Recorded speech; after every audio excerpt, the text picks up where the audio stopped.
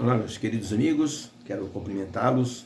Vamos falar da lição de quinta-feira, dia 11/11, falando sobre justificação pela fé.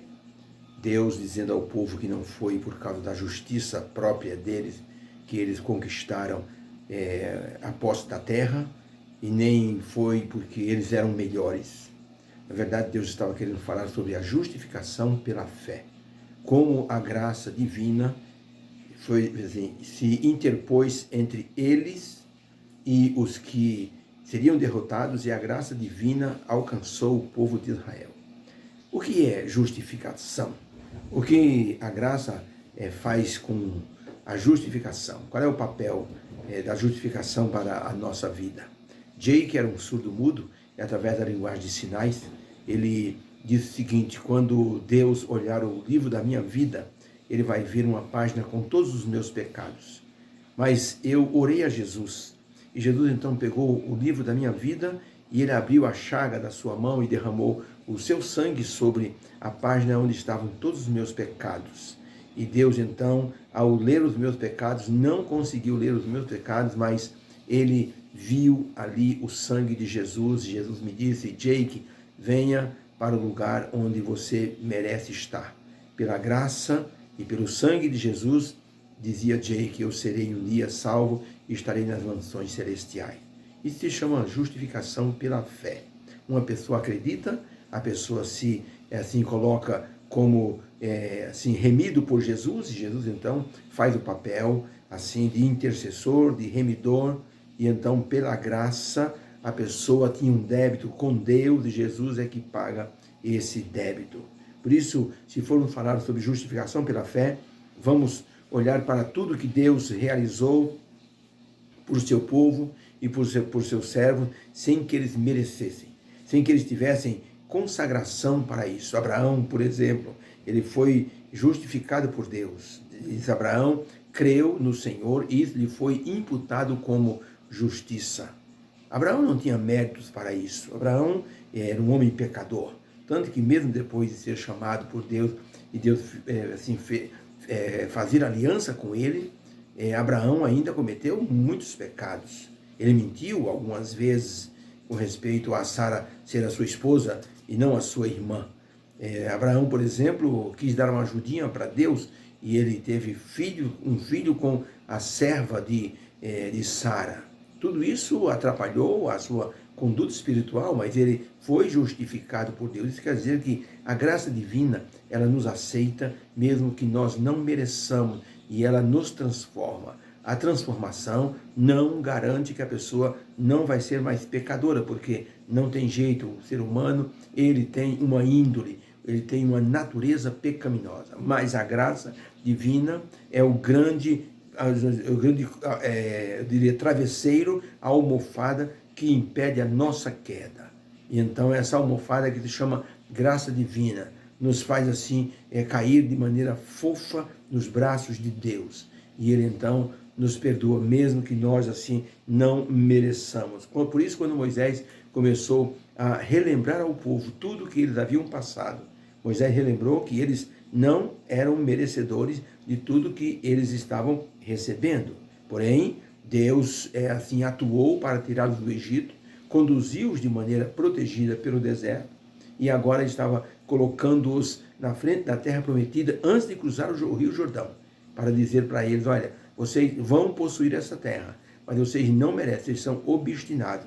Por isso que a graça, ela perdoa, ela paga a nossa dívida, e ela nos faz crer que Deus tem todo o amor por todos nós. Um juiz estava no júri, ali no local de julgamento. Um homem foi trazido diante dele, havia cometido um crime, e esse homem então olhou para o juiz e descobriu que o juiz era o seu amigo de escola, de infância. As pessoas ficaram interessadas, pensando: o juiz não vai dar nenhum castigo para esse homem. Assim, todos se enganaram, porque o juiz impôs uma pesada multa para aquele transgressor. O homem abaixou a cabeça, triste, como a dizer: puxa, eu não mereço mesmo nem o perdão do meu amigo. E então o juiz se levantou de onde estava, foi até o local onde se pagava as multas, e então com o seu cartão ele pagou aquela pesada multa, trouxe o recibo, e disse para o homem: você é meu amigo, mas você não merece, você transgrediu a lei do país. Mas mesmo assim, eu vou te dar uma segunda chance. Sua dívida está paga, você está perdoado. Aquele homem abraçou aquele juiz e disse: o senhor não vai se arrepender de ter feito isso comigo, eu não mereço, reconheço. Mas o senhor fez algo por mim que eu nunca vou esquecer. E realmente aquele homem nunca mais se esqueceu do benefício imerecido que recebeu. E ele se tornou um grande pregador da palavra de Deus. Ele dizia para todos: eu entendi o que é graça, quando aquele juiz me perdoou, mesmo eu não merecendo o perdão que ele estava me concedendo. Pergunta número 6, como as palavras de Moisés indicam a aplicação da graça divina sobre o povo de Israel. Olha o texto bíblico, Deuteronômio 9, de 1 a 6. Ouve, ó Israel, hoje passarás o Jordão, para entrares a possuir as nações maiores e mais fortes do que vocês, as cidades grandes, as muralhas que vão até os céus. Um povo grande e alto, filhos de gigante, habitam lá. Você os conhece e de que você já ouviu falar dele. Quem resistiria diante dos filhos do gigante? Sabe que hoje o Senhor teu Deus te passa adiante de ti, e é um fogo consumidor que os destruirá, e os derrubará de diante de ti, e os lançarás fora, e cedo os desfarás, como o Senhor te tem falado. Vocês conquistarão essa cidade. Quando, pois, o Senhor teu Deus os lançar fora de diante de ti, não fales no teu coração: foi por causa da minha justiça que o Senhor me trouxe a esta terra para possuir. Porque pela impiedade dessas nações é que o Senhor as lança fora de ti. Não é por causa da tua justiça, nem pela retidão do teu coração, que entras a possuir a esta terra, mas é pela impiedade destas nações. Sabe, pois, que não é por causa da tua justiça que o Senhor teu Deus está te dando essa boa terra para possuí-la, mas é por causa da bondade do Senhor, porque tu és um povo obstinado. Então Moisés relembrou de forma muito clara: não é por causa da bondade de vocês, que vocês não são bonzinhos, vocês são provocadores, vocês são obstinados, teimosos, mas é pela graça do Senhor.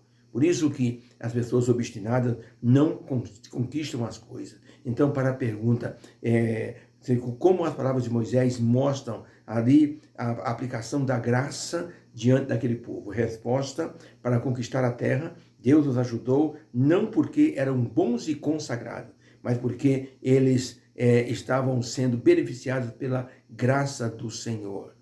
Eles não mereciam, mas através da graça, Deus lhe deu a vitória. O povo de Israel era um povo obstinado, não sabia voltar atrás. Na Ilha da Madeira, às 3 horas da manhã, um cachorro perseguindo um gato, e o gato subiu num poste e ficou lá em cima encarapinhado na ponta do poste, não sabia descer. E ele ficou lá miando, e as luzes foram se acendendo. 4 horas da manhã, estava todo o bairro acordado e um gato miando, preso em cima de um poste. Foi preciso chamar os bombeiros para tirar aquele gato em cima daquele poste. Ele não sabia voltar atrás. Há pessoas, como o povo de Israel, que são como este gato. Depois que tomam atitude, não sabem voltar atrás. O povo de Israel era obstinado, povo teimoso. E Deus disse: não é por causa da vossa justiça, mas é por causa da graça divina que alcançou vocês, que vocês vão conquistar essa terra. O apóstolo Paulo falou muito sobre a lei e a graça. Ele falou sobre a justificação pela fé em vários momentos. Mas é no livro de Deuteronômio que nós encontramos de forma assim imediata e clara, bem no começo assim do povo de Israel conquistar a terra. É ali que nós enxergamos o conceito da graça, ajudando o povo a entrar na terra prometida. Depois, com a morte de Jesus na cruz, o apóstolo Paulo, ele mencionou que a conquista da pátria celestial não estava vinculada à nossa eleição, assim, à nossa bondade, às nossas obras, mas sim estava assim elencada por causa do sacrifício de Jesus na cruz. Deus, em sua bondade, estendeu a promessa feita a Abraão para aqueles que creram em Jesus como Salvador. E a graça, então, nos alcançou. E nós, então, obtivemos o direito de sermos co-herdeiros com Jesus Cristo. E, então, dessa forma, nos apropriarmos das promessas da nova aliança. Estamos indo para a Canaã celestial. Somos bonzinhos? De forma alguma. Temos natureza pecaminosa. Mesmo os que foram batizados e transformados por Deus, pecam inúmeras vezes. Se não fosse a graça divina, a misericórdia divina, nós estaríamos todos mortos. Por isso que no Salmo 103, o salmista Davi diz assim: bendize a minha alma, Senhor, e tudo que é em mim, bendiga o seu santo nome. E no verso 6 ele diz assim: porque Deus não nos tratou segundo os nossos pecados, nem nos retribuiu de acordo com as nossas iniquidades. Por isso, Davi era tão feliz porque entendia o conceito da graça. Ellen White escreveu o seguinte: sem a graça, acha-se o pecador em estado desesperador. Coisa alguma pode ser feita em seu favor, mas pela graça divina é comunicada ao homem um poder sobrenatural que opera em seu espírito, em seu coração e em seu caráter. Meditações Matinais, 1974, página 274. Então, sem a graça, o ser humano não é nada, ele não consegue nada. Por mais que ele tente fazer o melhor de suas atitudes e obras, não tem valor. Por isso Isaías diz assim: a nossa justiça é como trapo de imundícia, é algo podre. Tudo que nós tocamos e fazemos se torna podre sem a graça de Deus. A graça tonifica, modifica, glorifica, enriquece nossas atitudes. Então, não adianta fazer obras para se salvar. Tem que ser salvo primeiro, para depois, então, fazer as obras, como, por exemplo, guardar a santa lei de Deus. Existe no Golfo Pérsico uma ilha chamada Bahrein, e ali tem tamareiras, tem árvores frutíferas. As pessoas perguntam: mas como essas árvores estão mergulhadas no mar e elas conseguem dar fruto? Porque a água do mar salgada não consegue fazer frutificar nada. É que as pessoas descobriram que por baixo da maré existem lençóis de água doce. E tanto que os moradores da ilha de Bahrein, quando eles querem pegar garrafas de água doce, eles vão nos lugares, vão entrando na praia, até que eles chegam num lugar que sente uma água bem fresquinha nos pés. Eles sabem que ali tem uma fonte de água doce. Eles mergulham as garrafas e então enchem as garrafas de água doce e então passam a utilizar essa água. As plantas fazem o mesmo. Elas sobrevivem dessa água. Podemos dizer que neste mundo de pecado, o pecado é como a água salgada que ali tem na ilha de Bahrein. Mas existe o lençol da graça divina, que é como se fosse uma água doce. E então é neste lençol da água divina que nós então frutificamos para a glória de Deus. Aqueles que não querem a glória de Deus acabam sendo como aquelas árvores que tem bem pertinho do mar vermelho, do mar morto. O mar morto é um mar que tem uma água extremamente salgada. O pH é assim um dos maiores do mundo. Nada assim sobrevive, não existe peixe no mar morto, porque a água é muito salgada. Porém, existem algumas árvores que crescem nas margens da praia do mar morto. Sabe que árvore nasce lá? Existe uma árvore chamada maçã de Sodoma. É uma árvore bonita, tem um fruto vermelho, uma maçã linda, reluzente. Mas quando o viajante que não conhece colhe uma dessas maçãs de Sodoma, ele morde a maçã pensando que é suculenta e docinha. Tem uma massa fétida, cheirando a fezes dentro daquela maçã. E então a pessoa joga fora e fica com aquele odor na boca e nas mãos durante pelo menos uns 3, 4 dias. É horrível.